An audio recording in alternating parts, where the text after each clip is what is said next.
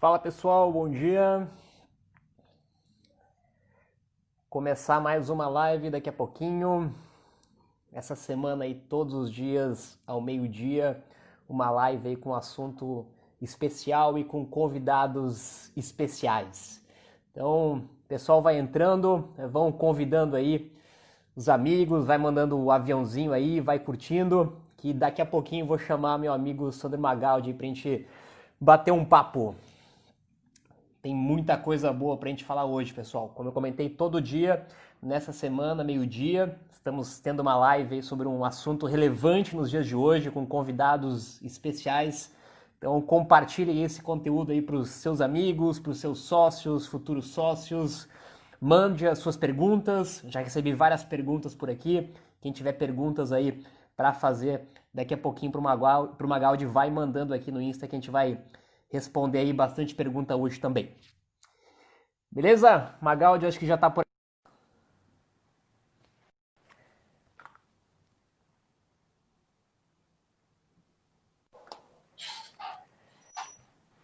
Olá, Fala, meu caro. Tudo bom, Sandro? tudo, meu amigo, tudo bem, João? Tudo bem, maravilha, meu caro. Tá me ouvindo bem por aqui? Hiper bem, você tá me ouvindo e vendo bem? Tá tudo legal? Legal, maravilha. Pessoal, tá ouvindo bem? Tá vendo bem? Tá tudo certinho?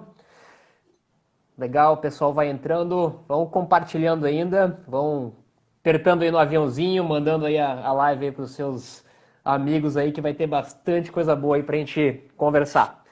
Bom, primeiro eu te agradeço aí por aceitar o convite, Magaldi, uma grande honra aí poder conversar Imagina. contigo. Acho que a gente tem muito assunto aí para falar, em pouco tempo aí de uma hora. Só para fazer uma rápida introdução para quem não conhece ainda o Magaldi, tem 5 livros publicados, né? Eu conheço já na época de vendas, né? Na época da Campus, né? Da Elsevier, que nem Sim, existe mais hoje, né? Que está na Alta Books. E aí vem de uma sequência aí bem bacana aí de novos livros, né, Magaldi? A gente vai falar bastante sobre isso perfeito. também, né? Gestão do amanhã, o novo Código da Cultura, né? O que escolas de negócios não ensinam também. E eu acho que a gente tem algumas características aí bem comuns também, né? Acho que já tivemos alguns dos livros seus comentados aí no Resumo Os Cast, recentes né? Acho todos, que né, João? os três, né? Tem Os 3 livros três. lá, quem ainda não acompanhou, depois entra ali no Resumo Alguns dos Cast, tem melhores todos. programas, inclusive, João, que nós fizemos sobre os livros foram efetivamente os Resumos Cast. Pô, Seguramente que foram legal. alguns dos melhores podcasts que eu fiz sobre o livro. Um foi com o Salib e os outros dois comigo foi do Resumo Cast, seguramente. Que eu sou ouvinte, aliás, né? Que legal, meu cara, bacana, maravilha. Bom, acho que a gente tem muito assunto para falar, Magaldi. A gente vai falar aí de gestão, vamos falar de liderança, vamos falar de inovação, né? Eu sei que você é um grande estudioso aí também, né? Sim, Sobre gestão, obviamente, né? Liderança, inovação. Né? A gente tem vários cases que você cita no seu livro, né? Para a gente tentar trazer aí para a realidade do pessoal. Principalmente falar sobre educação também, né? Eu acho que tanto o seu livro, perfeito. tanto o Resumo Cast, o próprio Meu Sucesso também, né? Que são Sim, alternativas não tradicionais de educação. Eu sei que você é um grande defensor disso também, né? perfeito. De caminhos alternativos, né? A gente sabe que o nosso modelo tradicional não está mais preparado, né? Pelas tamanhas mudanças que nós estamos vivendo hoje.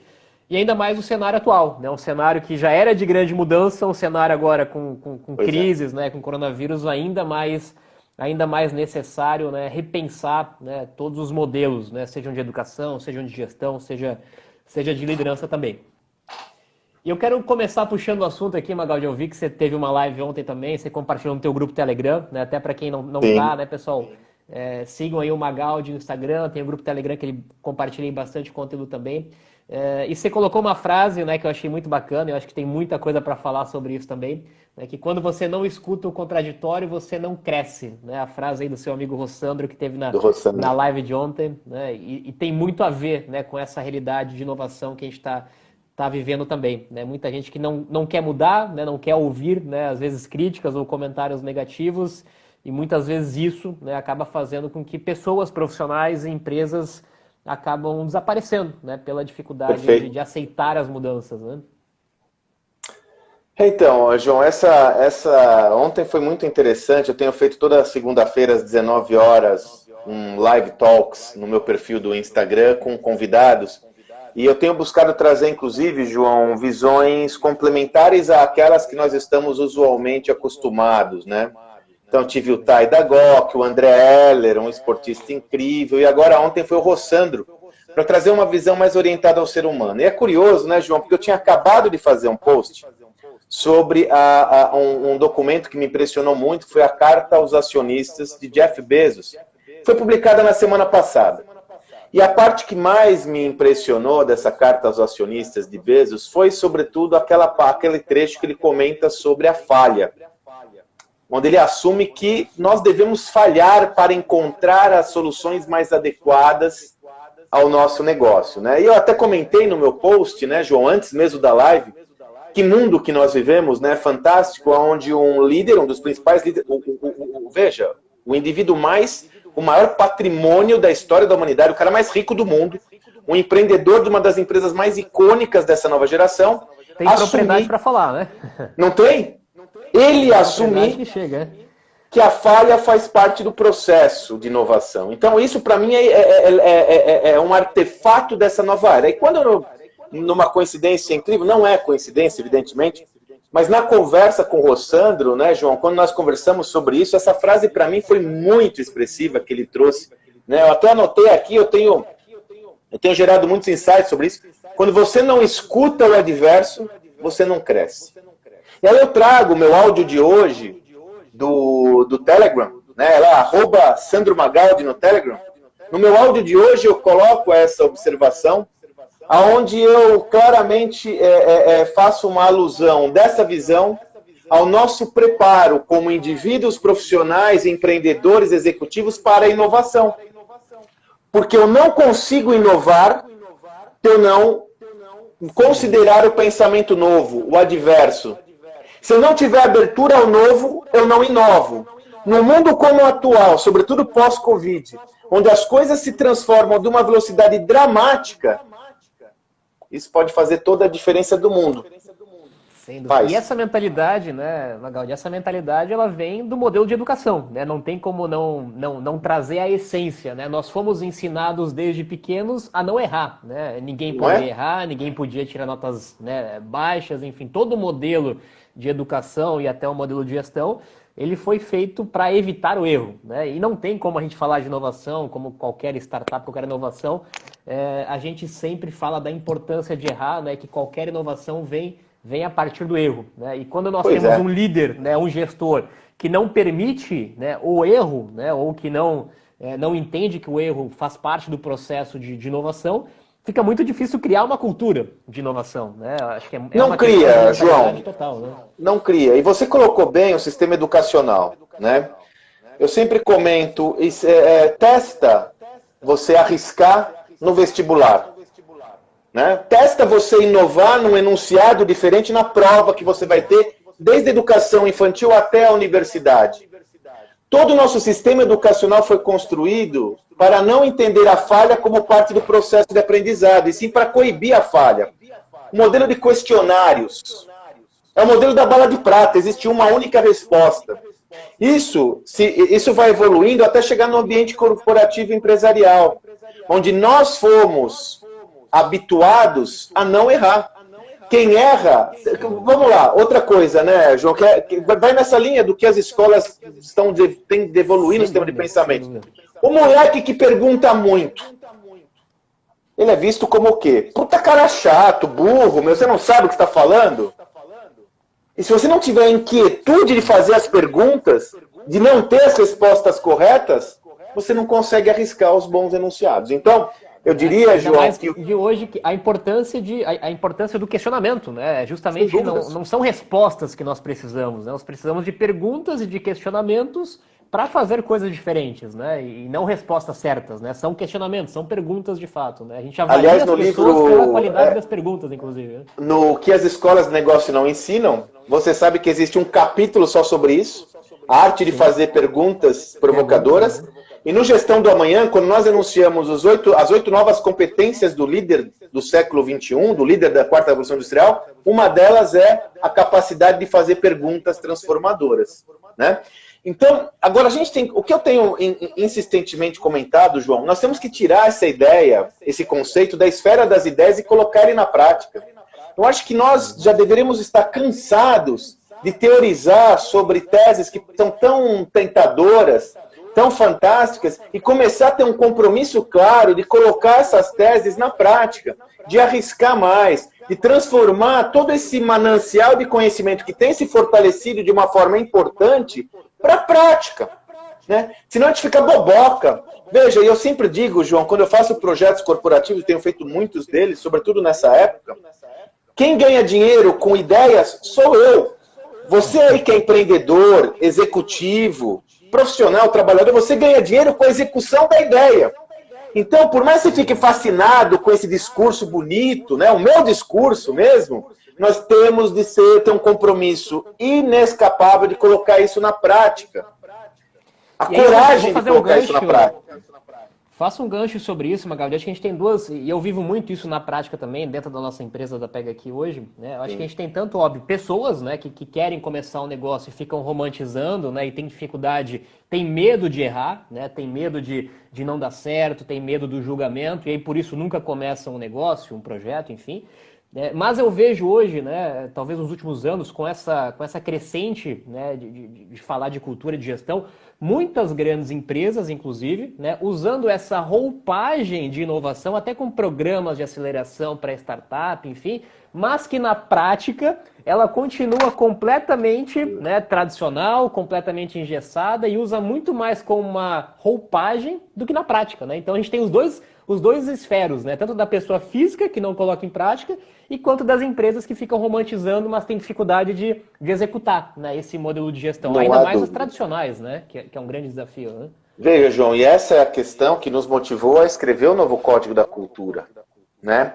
Porque para nós, quando nós começamos a falar da transformação, isso desde 2016, mas mais fortemente em 2018, quando lançamos o Gestão do Amanhã, ficou claro para nós que a transformação da organização só ocorre de fato se houver uma transformação na cultura. Você sabe, inclusive, João, o nome desse livro, o Novo Código da Cultura, o título provisório dele era outro.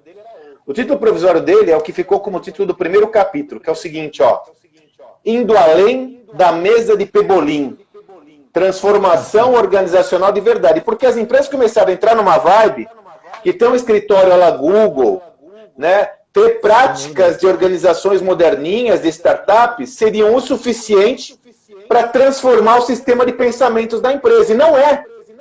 Aliás, fica pior na prática. A gente viveu isso na prática. A gente viu isso na prática também, né? A gente já passou por essas duas experiências também, né? Simplesmente, né, ter um escritório com puffs e com mesa de ping-pong, não que seja negativo, né? É legal, é importante, mas a cultura, ela não vem da estrutura física, ela não vem do tangível, né? A cultura vem do intangível, né? A cultura vem das pessoas, principalmente das pessoas que estão acima, né? Geralmente os fundadores, as primeiras pessoas dentro da empresa, né? De cima para baixo, geralmente, e dali que vem a cultura. Né? E é uma coisa que nós discutimos muito frequentemente também, mas é algo tão intangível, né, Magaldi, e muitas vezes é difícil, né, de tangibilizar. Sim. E colocar em prática. Né? Eu acho que quando a gente fala de uma startup que está começando, é muito fácil. Né? A gente tem aí os fundadores, um time pequeno, um time enxuto, começa ali num quarto, num cowork, né, num ambiente pequeno. Agora, quando a gente começa a falar de grandes empresas, né, fazer essa transformação de pessoas que estão há décadas no encargo de gestão, com uma mentalidade completamente tradicional, né, é um desafio. Imagino que você tem um trabalho muito forte nisso também. Né, é um desafio muito grande, né, de cultura. Olha, João, eu tenho desenvolvido eu tenho sempre... Minha agenda é o impeditivo, mas 2 projetos grandes eu faço por ano. Eu estou entrando num agora gigantesco, que eu começo a fazer o kickoff essa semana, de uma empresa tradicional contribuindo para a transformação da sua cultura. E veja, você matou a charada. Numa empresa, numa startup, numa empresa nova, ela já surge com uma mentalidade, uma filosofia alinhada a esses novos tempos. Então, eu sempre digo, o meu maior compromisso hoje de reflexão sobre cultura é nas empresas consolidadas, nas empresas tradicionais. Porque o sistema de crenças dessas organizações, ele já está estabelecido em cima de uma lógica que foi sedimentada há décadas. Há décadas. E aí você tem a seguinte lógica, né, João? O que me trouxe até aqui com sucesso não vai me levar com sucesso ao futuro. Isso também é uma frase bonita, que virou até clichê, Mas na prática, para que você se transforme, é muito desafiante, porque você tem que ter coragem de se despir das crenças que estavam sedimentadas, como eu disse, há décadas no seu negócio e que sempre deram certo. Como você disse, por que a discussão é complexa? Porque cultura é uma esfera intangível.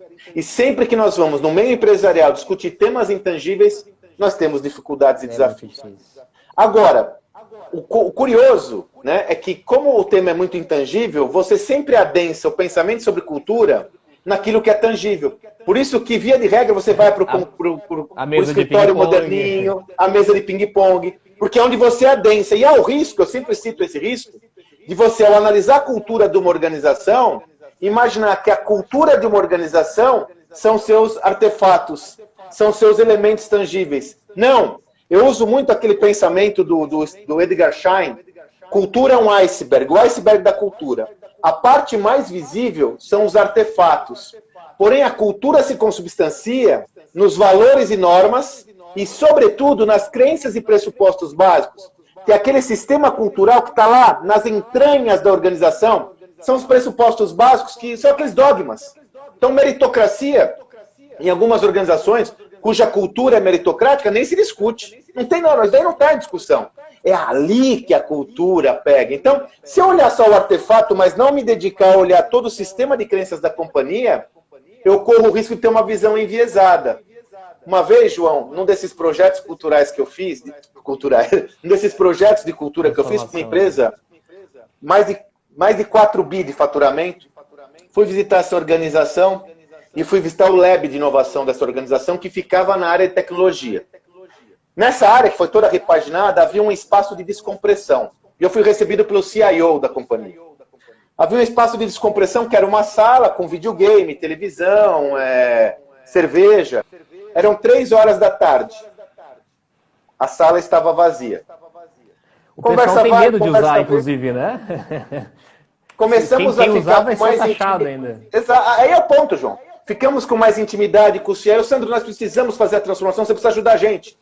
Olha, aquela sala está vazia às 3 horas. Por quê? Porque o pessoal tem medo de estar lá e falar quem está lá não está trabalhando. Sabe quando fica cheia a sala?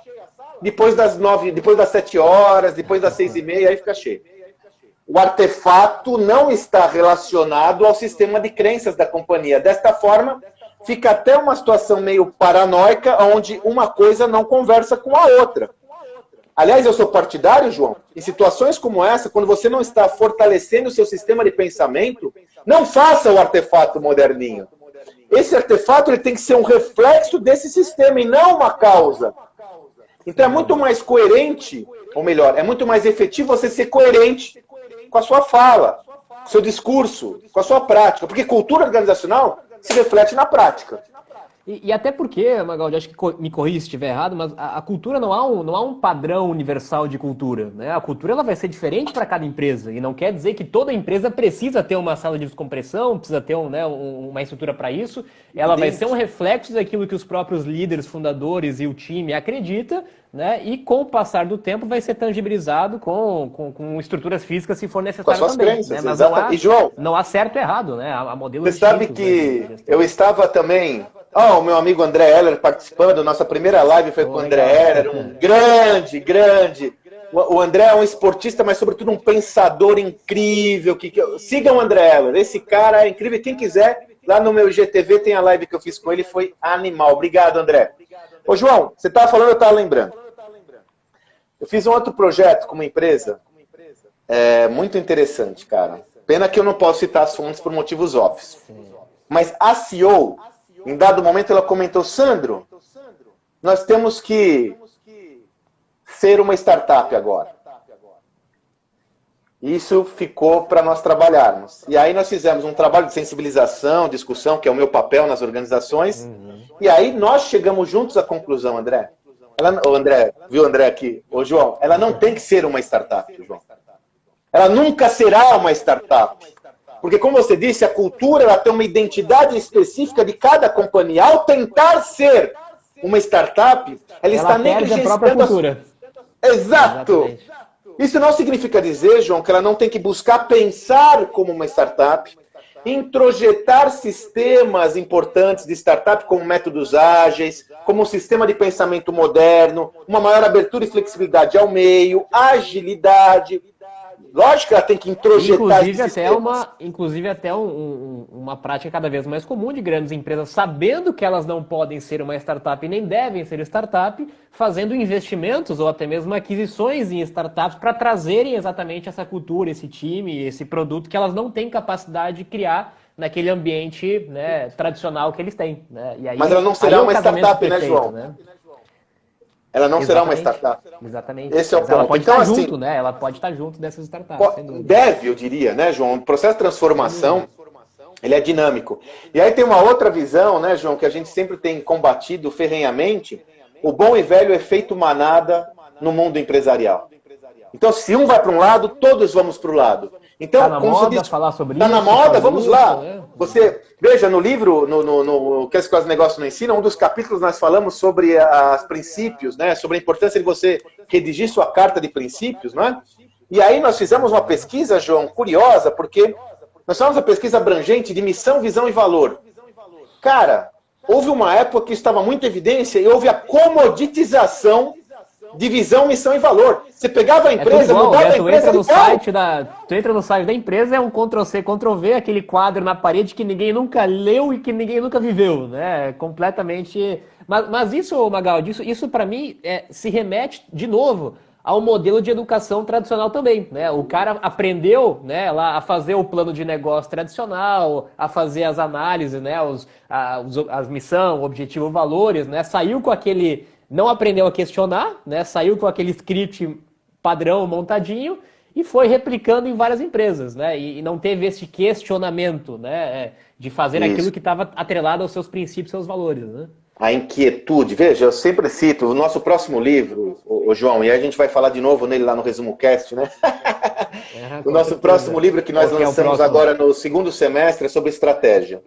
Nós fizemos uma pesquisa abrangente antes mesmo do Covid, para identificar qual que é o novo framework da estratégia para esse novo mundo, né? Nós somos metidos, eu e o Salib somos metidos, né? Então nós entendemos que ninguém anunciou qual que é a nova estratégia para esse mundo em transformação. A estratégia clássica, ela não faz mais sentido, simples assim.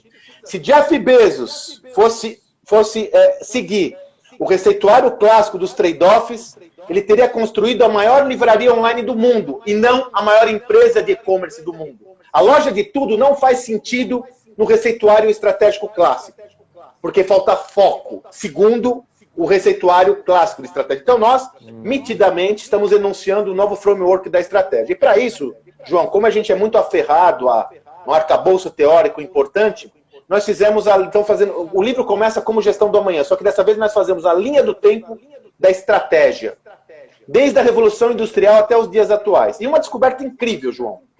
Até os anos 80, 70, final dos anos 70, o verbete estratégia não era adotado pelas empresas, pelo mundo empresarial.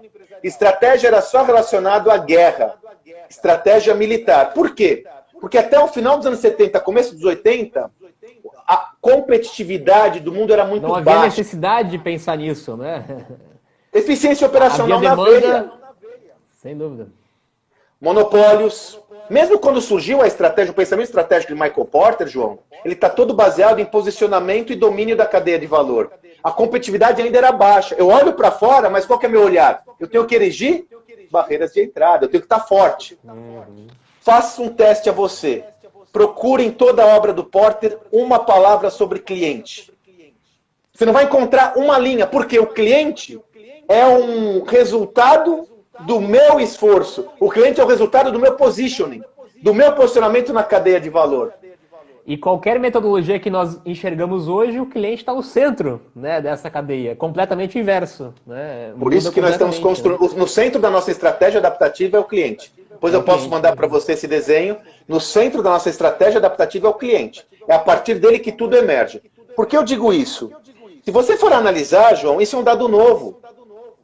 Estratégia, da forma como nós conhecemos, não tem 40 anos no mercado empresarial. Então é natural que nós ainda tenhamos uma influência muito grande de um pensamento no mundo da gestão que remonta a mais de 100 anos. A metáfora que eu sempre uso, João, o organograma Pombas. O organograma foi desenvolvido pelo exército prussiano na Primeira Guerra Mundial. E nós utilizamos o organograma como uma das principais ferramentas de gestão nas nossas organizações até hoje. Alguma coisa está fora da ordem. Até hoje nas grades tradicionais. Né? Alguma coisa está fora da ordem. Não significa, João, que eu tenho que desconstruir esse conteúdo. Por isso que eu começo nossa obra com a linha do tempo. Na verdade, é acumulativo. Eu pego todo esse conhecimento constituído ao longo de século, trago ele para esse novo contexto e dou uma ressignificada nessa estrutura. Mas esse é o princípio da inovação. Exato. A inovação é isso, né? Ela não é reconstruir do zero, né? Ela é usar o que já existe no passado e adaptar e lapidar e melhorar, né? Nada surge, né? Nenhum conhecimento, nenhuma nova ideia, nenhum novo produto surge do além. Ele surge de uma série de conhecimentos, de dados, né? De experiências passadas que vão sendo adaptadas para a nossa realidade atual. Isso serve. E, João, tudo, né? mesmo a transformação organizacional, um dos achados importantes do que nós tivemos nas nossas pesquisas do novo Código da Cultura. Os modelos mais bem-sucedidos de transformação organizacional, a transformação acontece a partir da essência da companhia. E não destruindo a sua essência. Dois casos de referência que nós usamos no livro. Magalu, Magazine Luiza. Ele não jogou fora o conhecimento anterior. Eu falo muito do Magalu, né? E não à toa, né? É um exemplo. Você vê o que está acontecendo hoje, né, cara? Nós começamos a falar de Magalu há 2 anos atrás. É o que está acontecendo hoje. E veja, ela não jogou fora a sua essência. Ela se transformou a partir da sua essência. Outro caso que nós usamos muito no novo Código da Cultura, é um caso que eu recomendo a todos, inclusive lerem o livro Hit to Refresh, do Satya Nadella, é o caso de reinvenção da cultura da Microsoft. Quando o Satya Nadella assume como CEO, ele não joga fora a essência da Microsoft, ele só ressignifica aquela essência e traz essa visão para uma perspectiva mais moderna e contemporânea. O Satya Nadella não é um outsider. E aí a gente vê como tudo está baseado nas pessoas, né? Seja da Magalu, seja da Microsoft, né? Com a mudança da liderança da gestão, no caso da Magalu, né? Enfim, há 5, 6 anos atrás, ou no caso da Microsoft, enfim, né? Toda essa mudança de cultura, ela nasceu, né? Ela foi criada, ou ela foi melhorada a partir dessa mudança de pensamento do líder, do gestor, né? Não adianta você querer mudar a cultura se você não mudar quem está, né, acima, né, comandando aquele barco, né, e definindo o rumo da companhia. É o exemplo, né? Você usa vários exemplos, né, Magal? A gente fala muito aí de... No Brasil, o que tu além da Magalu, né, que eu acho que sem dúvida é um exemplo muito legal, porque a gente está circulando nesse mercado de e-commerce, né? A gente tem circulação praticamente em todos os grandes e-commerce. Cara, e a gente vê, de fato, na prática, de verdade, né? Como a cultura... Na verdade, na prática, desde o relacionamento com o fornecedor, desde o relacionamento como você é tratado dentro da empresa, desde o processo de negociação, né, até a mentalidade e, obviamente, que os resultados financeiros que foram mostrados recentemente, chegar no valor de 100 bi, enfim, é consequência. Mas a gente vê e a gente consegue conhecer uma cultura sendo um fornecedor, né? Eu sempre digo isso, né? Como você vai ser tratado, né, sendo um fornecedor, sendo um parceiro, sendo um cliente, é ali que você vê a cultura, e a gente vê diferenças muito discrepantes de grandes empresas de e-commerce brasileiro, e aí todas elas têm uma pegada digital, elas são mais modernas, sim, mas algumas empresas que não têm alma, que não têm cultura, que não têm líder, que não têm essa energia de fato, a gente sente uma diferença na tomada de decisão, o medo de inovar, o medo de errar, enfim, é uma mudança realmente, é um exemplo prático, né, de como a cultura funciona, de fato, né? Isso Olha, não há dúvidas, meu amigo, e veja, a gente está no processo, né, João? É natural que esse é um processo recente, por isso que a Magalu acabou estando muito em evidência, porque esse processo ainda está em andamento e a Magalu começou esse processo muito antes. Frederico Trajano assumiu como CEO em 2015, só que ele já estava lá há 10 anos, então é um processo que vem, né, e felizmente está dando resultados. Como toda mudança, não é do dia para a noite, né? Não é do dia para a noite que você muda a cultura de uma empresa. Não vai conseguir. Né? Não vai. Esse é um grande... Aliás, esse é um dos maiores paradoxos da atualidade, João. Para que eu me transforme, eu preciso de tempo. Tempo é o insumo mais relevante que você não tem disponível hoje. Então, você tem que começar rápido, cara, porque Agora, olha, no livro sobre estratégia, eu estou trabalhando muito, nós estamos trabalhando muito o caso da XP, viu, João? Eu tenho estado muito, muito impressionado com o que o Guilherme Benchimol tem feito na XP em termos de cultura, em termos de estratégia, agilidade na estratégia, como ele não sucumbiu perante uma cultura tão forte do Itaú, né, que tem uma participação expressiva no negócio. E de um mercado, né, extremamente tradicional, né, que é um mercado financeiro que completamente diferente, né, dessa cultura de agilidade que a gente está acostumado a ver em empresa de tecnologia. Né, não há que virou uma empresa de tecnologia, obviamente. Né? Por isso que nós estamos usando a XP como referência, João, porque eu quero sair apenas exclusivamente das empresas de tecnologia. É difícil, né? Porque outra empresa que eu citaria como referência é o Nubank. Né? O Nubank bateu a semana passada 25 milhões de clientes, cara. Só para você ter uma ideia, o Banco do Brasil tem 59 milhões. O Nubank já é mais de um terço do Banco do Brasil. Só que o Nubank não tem uma agência. E continua na sua jornada, continua navegando. Tem muita coisa a ser conquistada, tem muitos desafios, todos nós sabemos disso. Mas tem 5 anos de negócio no Nubank, né? Sem pensar o tempo, né? Quanto tempo que um levou, né? Quanto tempo que um levou para conquistar esse resultado e quanto tempo que uma empresa como essa leva para alcançar esse resultado, que é exponencial, né? É exponencial. E outra empresa que eu chamo a atenção, que é muito interessante, sabe, João?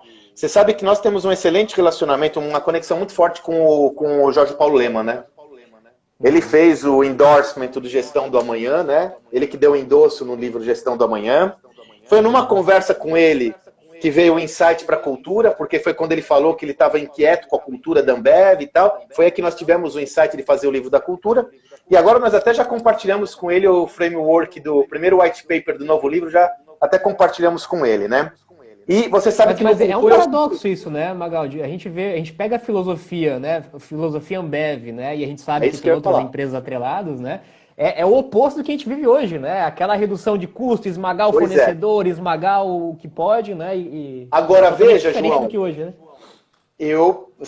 Vocês sabem que eu tenho lá a minha plataforma gratuita, a minha de Salib, Gestão do Amanhã, quem quiser, quem não conhece, gestãodoamanhã.com.br, ela é totalmente gratuita mesmo, não tem isca, nada, é só você ir lá, não precisa colocar cartão. Lá nós temos colocado muitos conteúdos complementares a essa temática da gestão do amanhã. E eu, no mês passado, eu postei um video case que eu fiz de uma visita que eu estive na ZX Ventures.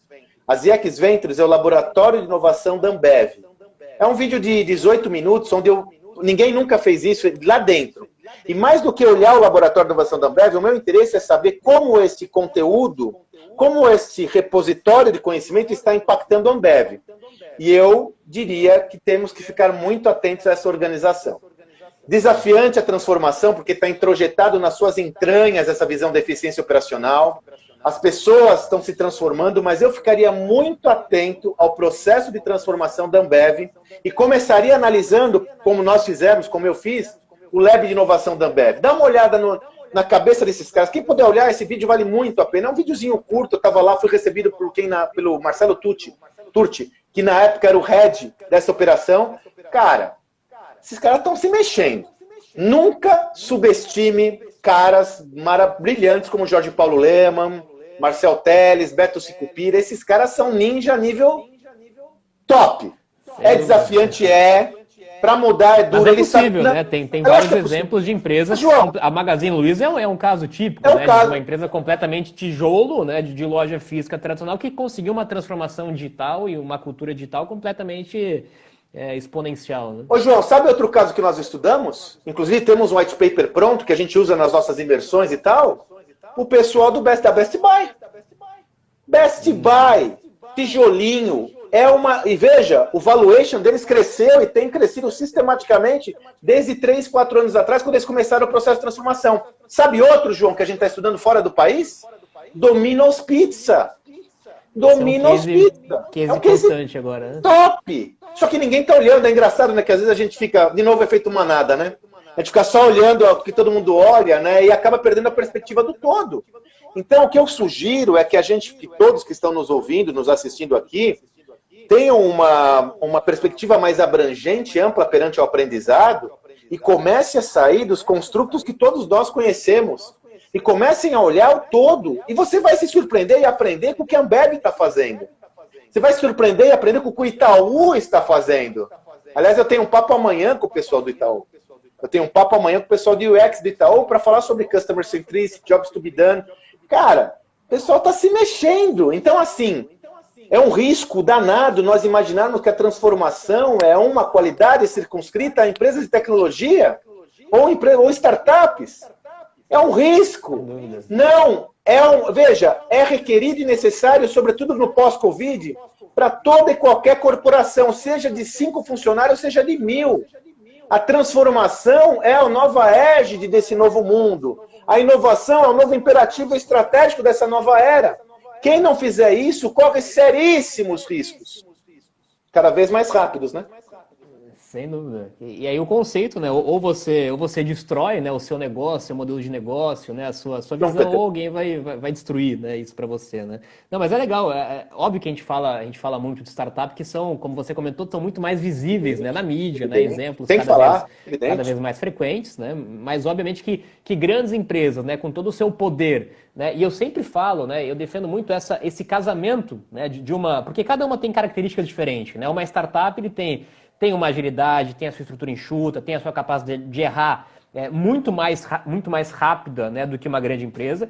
Agora, quando você consegue juntar, né, um ambiente de uma startup ou uma startup com um canhão, né, que é uma grande empresa, né, com capital financeiro, com clientes, com toda a sua história, e você junta esses dois mundos, né, aí sim você tem um casamento perfeito.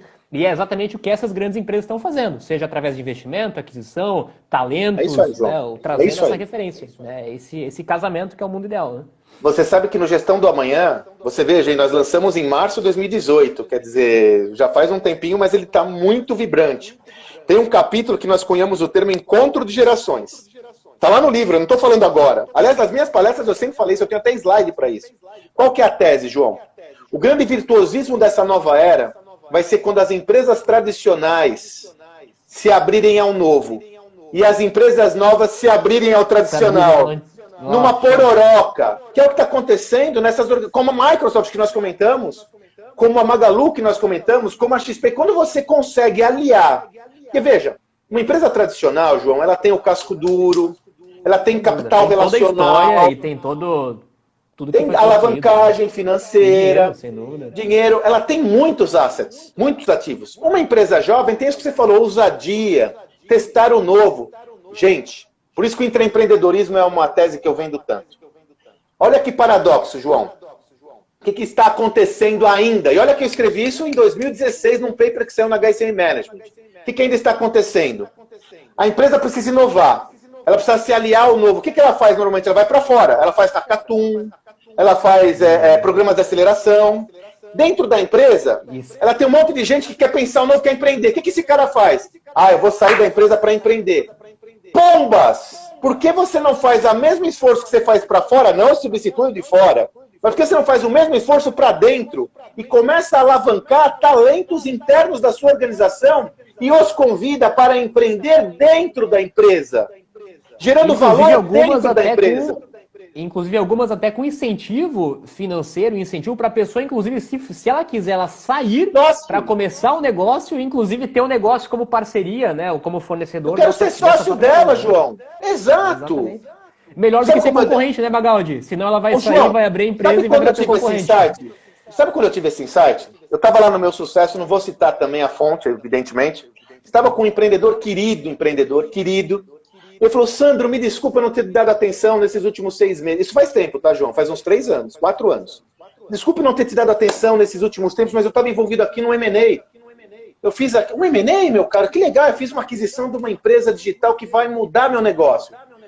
Que legal! Puxa vida, me conta essa história. Ele falou, pois é, você não sabe. Olha só, eram 2 funcionários, ex-funcionários meus, que saíram daqui e montaram uma operação digital para o meu setor. E bombaram. Essa compra, hein? Aí eu comprei os caras. Ô, João, ele não se ligou no que ele estava falando.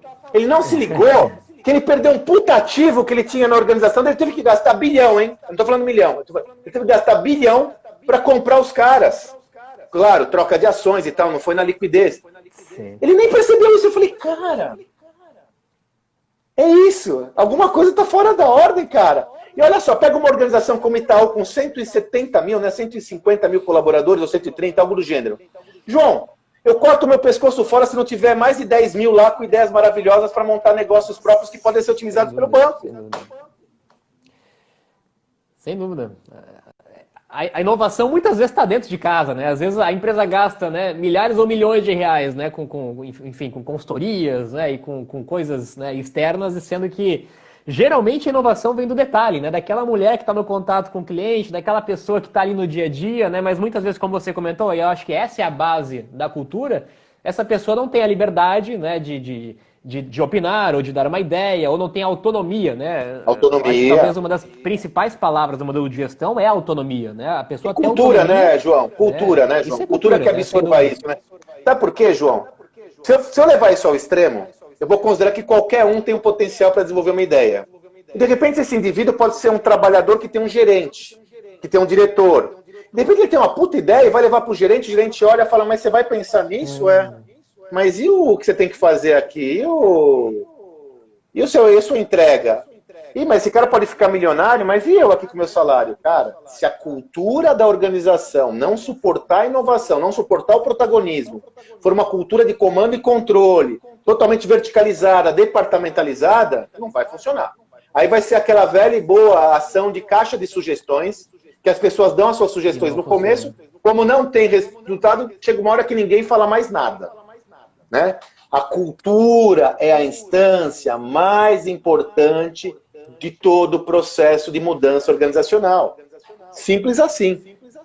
E a gente tem exemplos também, Magaldi, até de empresas, né, com capital aberto na Bolsa, a gente vê como a estrutura ela não incentiva a esse modelo de mudança. Né? A gente tem uma empresa aberta com capital na Bolsa, onde os seus executivos estão preocupados com a cotação da ação amanhã, na semana que vem, no mês que vem, né? E muitas vezes você abrir para o novo, né? Permitir mudanças radicais, e a gente vê isso na prática, de novo, como uma startup vendendo para grandes empresas, porque eu tenho o desafio, né? O meu time tem o desafio de vender para grandes empresas. Vender inovação, e o cara né, do outro lado, ele vai pensar, por que eu vou correr o risco, né, de fazer algo diferente, de colocar algo novo, né, se eu posso ser mandado embora amanhã, né, ou se isso não vai impactar na minha bonificação no mês que vem, né, ou muito menos vai impactar na bonificação que até uma empresa de capital aberto tem daqui a um mês, daqui a 2 meses. Né? Não há incentivo de longo prazo para que eu corra esse risco. Né? João, seja o gerente ou seja o cara lá embaixo. Qualquer um. No novo Código da Cultura, nós colocamos quais são os elementos para transformação organizacional na prática.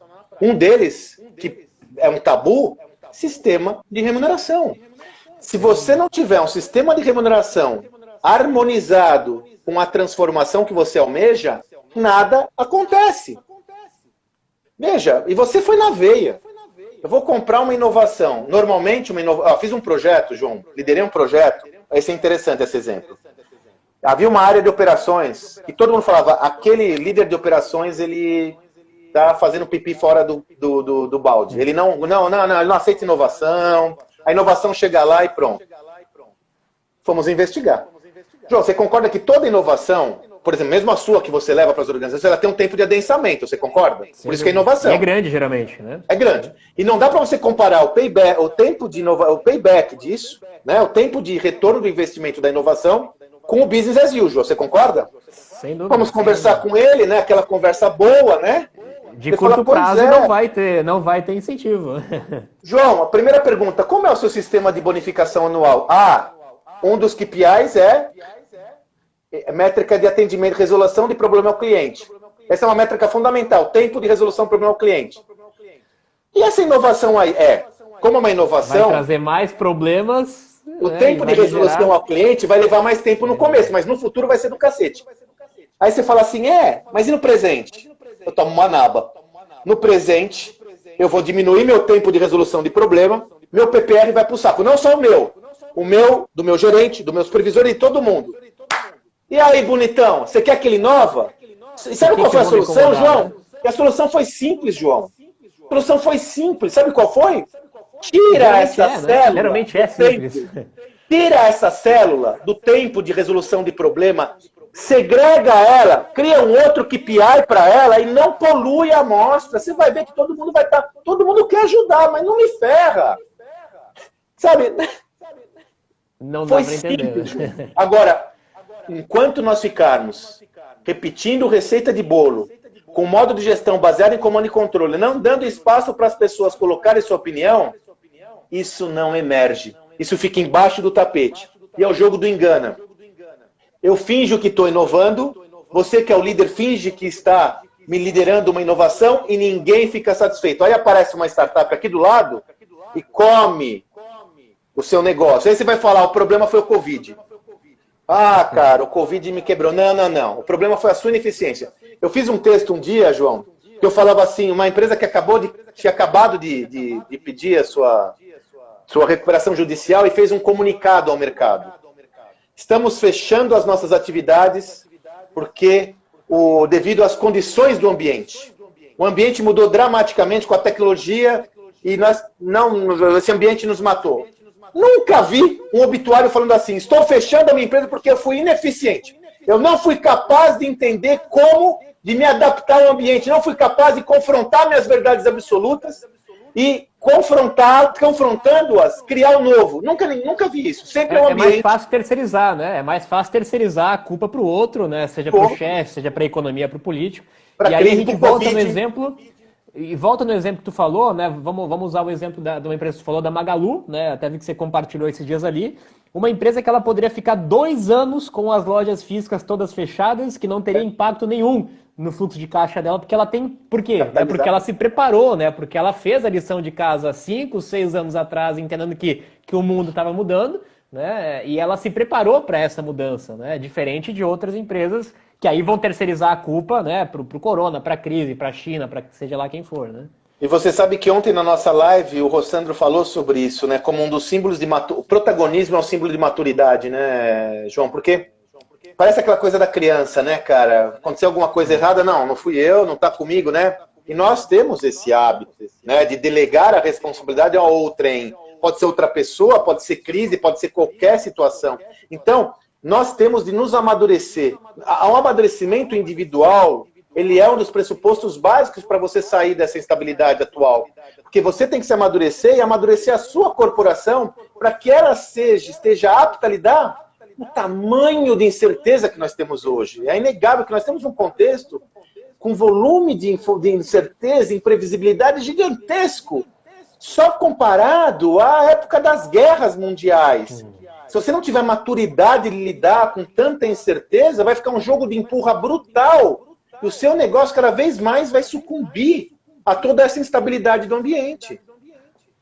Sem dúvida. E a importância das pessoas, né? A mentalidade, né? E o preparo emocional, mental dessas pessoas para viverem num mundo de extrema incerteza, de extrema instabilidade, como você comentou, completamente oposto, né, ao que sempre foi ensinado e valorizado, né? Da estabilidade, garantido, né? O seu cargo, o seu emprego, o seu salário, vai completamente contra todas as crenças, né, que as pessoas têm, e isso, obviamente, que reflete na cultura da empresa, né? Literalmente é o que reflete na Ô, João, quantos colaboradores você está hoje na sua startup? Hoje a gente tem um time bem enxuto, né? Hoje a gente está com 8 pessoas. Excelente. Atendendo um exemplo muito claro, né? Hoje a gente atende uma grande empresa que é o Mercado Livre, né?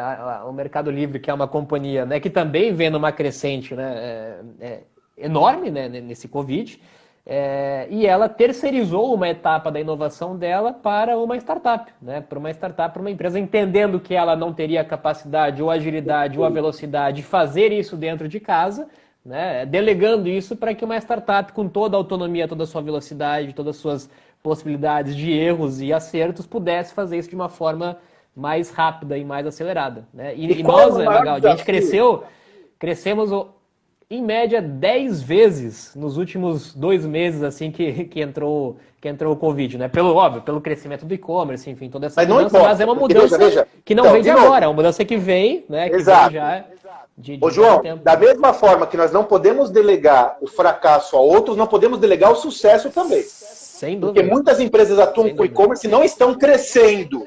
Então, vocês cresceram graças ao mérito de vocês. Qual que é o maior desafio que você... Porque eu sei que você só vende para grandes empresas, né? Seu cliente são grandes empresas, né? O cliente ideal. Qual é o maior desafio que você tem para vender a sua inovação? A gente teve um grande desafio, Magaldi, como quando nós começamos há 3 anos atrás, por ser uma solução completamente nova, de educar o mercado, né? Educar o mercado dessa solução, e aí a gente esbarra em tudo aquilo que nós falamos, né? De pessoas e até de áreas, mesmo que de empresas digitais. A gente está falando de logística, que é uma área completamente tradicional, né? Então pessoas com a mentalidade tradicional, né? E com o medo do incerto, da mudança, daquilo que ainda é desconhecido. Percepção de risco alta. Isso leva um tempo, né? Obviamente que você não muda essa mentalidade de um dia para noite, do mês para noite, né? Foram pelo menos 2 anos, né? 2 anos de educação, conscientização, contato, até que a gente começa a ter, né, primeiros grandes cases relevantes e que aí o mercado começa, né? Hoje é o movimento oposto, né? Hoje os grandes e-commerces nos procuram, né? Eu não vou mais atrás deles, né? Mas porque teve uma mudança de mentalidade, né? E eu acho que todo mundo que vende para grandes empresas soluções, de certa forma, inovadoras, né? Ou que tem uma disrupção, tem esse desafio e é um desafio que ele só vai ser vencido com o tempo, né? E a gente tem também a palavrinha muito importante dentro de uma startup, que é o timing, né? Você tem que estar no momento certo, né? Nem antes, né? E nem depois, né? Ju, você sabe que eu tenho uma predileção grande por vendas, né? Tem um projeto grande hoje com vendas, tem uma consultoria híbrida, vou lançar outro projeto semana que vem, então eu estou cada vez mais afundado nisso. E eu criei uma matriz para explicar a sua dificuldade. Pensa o seguinte, João, quando um cliente seu faz uma compra, é porque ele fechou 2 vetores numa matriz. Primeiro, ele entendeu que ele tinha uma dor. Ele reconheceu que ele tinha uma dor. Ele reconheceu, tem uma dor que precisa ser resolvida. E no vetor horizontal, ele não só reconheceu que ele tinha uma dor, mas ele reconheceu que você pode resolver o problema dele. Você concorda que quando ele fecha essa conta, a compra está fechada? Não é? Eu reconheci que eu tenho uma dor e sei que você pode ser o cara para aplacar minha dor, fechou, não é? Qual que é o problema dos erros? Ela não resolve uma dor, né? Ela não resolve, muitas delas não resolvem uma dor, não resolvem um problema, né? Cria uma solução que não resolve uma dor, que não resolve um problema, aí sim tem uma dificuldade muito grande de vender. Né? Então, aí que começa o nosso desafio. Por quê? Muitas vezes o cliente, como você vende uma inovação, ele não reconhece que ele tem a dor, concorda? Sem dúvida. É uma inovação. Então o que acontece com uma startup ou quem vende inovação? Primeiro, o risco de eu não reconhecer que eu tenho a dor, porque é uma novidade. Então eu falo, não, eu estou bem como eu estou, imagina. E tem um outro problema da startup, que muitas vezes ele não só não reconhece a dor, como ele não reconhece o fornecedor. Porque você é uma startup. Sem dúvida. Qual que é a solução? Você já deu a letra. A solução é você aumentar o nível de percepção do cliente quanto à sua necessidade e meus créditos como sendo alguém que consegue resolver esse problema. Por isso que quando você começa a ter case, você começa a ter testemunhal. Com os testemunhais, você mostra a ele casos concretos de gente que resolveu aquele problema, aquela necessidade, que muitas vezes está silenciosa, com os seus recursos. Isso é um processo contínuo.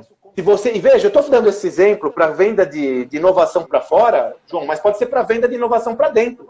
Por exemplo, se você é um colaborador que quer vender uma inovação para a sua organização, o processo é o mesmo. Você tem que aumentar ela é uma startup, né? A pessoa é a startup tentando vender uma nova ideia para a corporação. É uma visão simples, complexa de resolver. Sem dúvida. Mas simples de entender.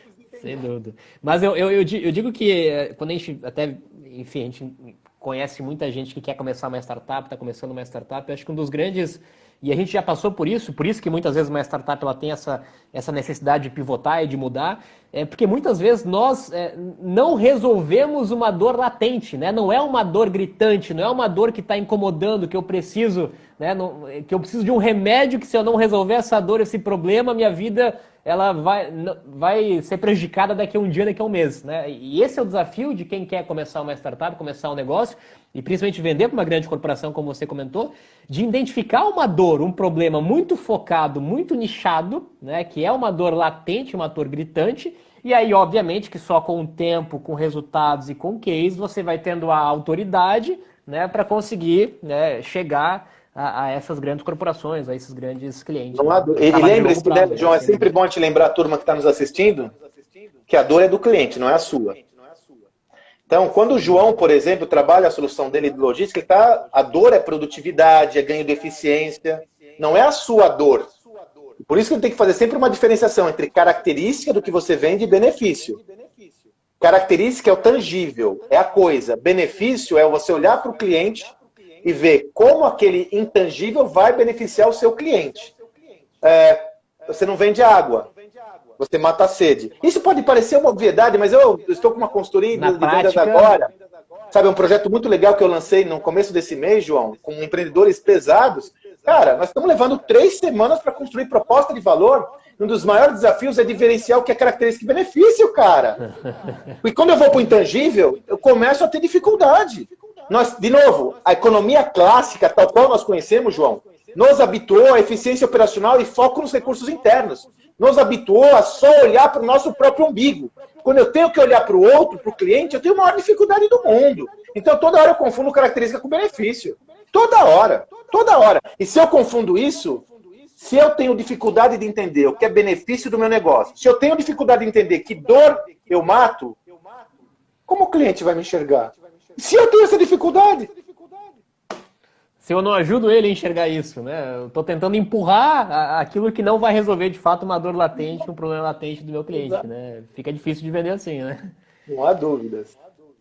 Legal, Magaldi. Bom, bacana, cara. Acho que a gente falou de bastante coisa. Vamos tentar aí fazer um desfecho final, né? Acho que o que a gente pode trazer aí né? A gente falou de gestão, falou de cultura, inovação, né? Toda essa transformação que a gente está vivendo, né? Acho que as vantagens e as desvantagens de uma startup, de uma corporação, né? Mas que dica que você deixaria aí para o pessoal para a gente falar de forma tangível de gestão, né? Como que a gente consegue, de fato, né? Quais são as características dentre várias empresas que você já estudou, que você conhece, né? A gente sabe que cada caso é um caso, mas tem características em comum, né? Quais são, né, essas características que a gente pode tentar tangibilizar e tentar compartilhar aí para o pessoal para criar esse ambiente, essa cultura de inovação, né? Vou sumarizar rapidamente, mas isso é o meu livro, então é só um sumário. Claro. A nova estratégia adaptativa, tudo emerge do cliente. Customer Centricity, o Jobs to be Done, de Peter Drucker, quer dizer, você tem que colocar o cliente no centro da sua jornada de criação de valor. Isso é diferente de ter foco no cliente. É você olhar a jornada de valor do cliente e prover uma experiência memorável. A partir do Customer Centricity, tem 3 sistemas que tem que se harmonizar. Agilidade. A sua organização, e entenda você, indivíduo, lembra aquilo, por trás de um CNPJ são centenas ou milhares de CPFs, então uma organização, uma abstração, é você. Tem que ser ágil para responder rapidamente para um mundo em transformação veloz. Então, agilidade é o nome do jogo. Por isso que a estratégia chama estratégia adaptativa. Agilidade. Usar métodos ágeis, ter um mindset ágil. Agilidade se traduz em tomada de decisão ágil. Por isso que não adianta você querer ter agilidade num modelo totalmente verticalizado de organograma. A empresa tem que ser plana, estruturas deshierarquizadas, gestão por projeto e atividades. Cliente no centro, agilidade. Aqui, gestão baseada em dados. Nós nos acostumamos a ter um sistema de decisão, tomar decisão baseada no empirismo. Isso numa época que não havia tecnologia disponível como há hoje.